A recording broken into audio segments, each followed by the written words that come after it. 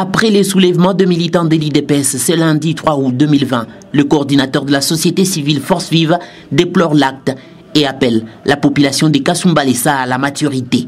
Vraiment, premièrement, pour les soulèvements qui s'est passé ici à Kasumbalesa hier, vraiment, il y a d'autres réactions inciviques qui s'est passé parce que vraiment la population à laquelle nous représentons n'allait pas d'abord faire ce qu'elle a fait, de détruire même des bureaux qui ne sont pas concernés à leur situation. Il allait voir seulement l'autorité en place pour exposer leur cause et c'est l'autorité en place qui allait donner la piste de solution.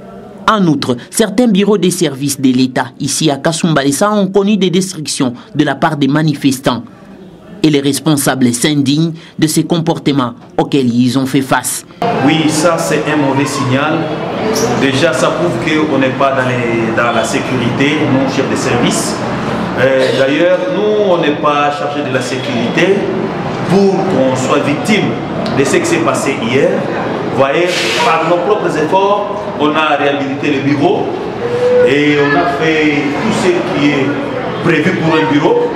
Voilà, aujourd'hui, on est victime d'un pillage, on est victime d'une destruction méchante. Voilà, aujourd'hui, on sait où. Il y a même les sceaux qui sont perdus, les dossiers, les classements, l'historique de la ville de Kasumbalesa vient de s'éliminer aujourd'hui. À savoir, le soulèvement s'est produit après la mort du secrétaire général du Parlement debout de l'IDPS Kasumbalesa, Bas Bilanga. Ces soulèvements sont à la base de plusieurs conséquences juridiques selon les avocats. Sont ça et là, mais aussi tout ce qui se passe comme procédure, à partir de la procédure préjuridictionnelle jusqu'à la procédure juridictionnelle, vous voyez, c'est devant un tribunal. Si les dossiers, même devant la police, les dossiers ont été brûlés, ont été déchirés, à cette phase préliminaire de l'instruction judiciaire, il y a des conséquences telles que les gens qui sont arrêtés se verront être gardés jusqu'à tel point qu'on va reconstituer les dossiers. Et aussi, ceux-là qui ont saisi la police pour d'autres faits infractionnels vont se voir retardés d'être établis dans leur droit vite parce qu'il n'y a pas de dossier. Il faut reconstituer.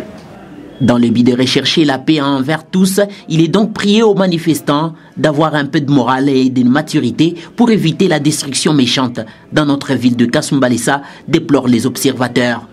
Par ailleurs, le bilan de ces manifestations sont donc lourds. 4 personnes blessées par balle, le bureau de PNC détruit ainsi que quelques commissariats. Certains bureaux et écoles pillés aussi également, sans compter la perturbation des activités commerciales à Kasumbalesa Douane. Le bureau du tripé de Kasumbalesa et les activités douanières ont donc repris du chemin.